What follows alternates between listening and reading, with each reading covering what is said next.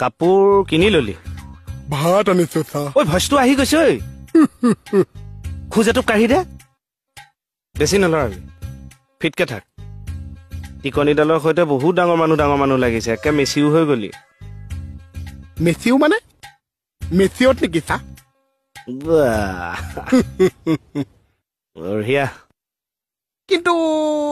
আপোনাৰ প্লেনিংটো ফ্লপহে মাৰিব নেকি ছাৰ মোৰ প্লেনিং ফ্লপ মাৰিবই নোৱাৰে আকেশ যে দেখুৱাইছে আকেশ যে আকৌ পাত্তাই নিদিছে ছাৰ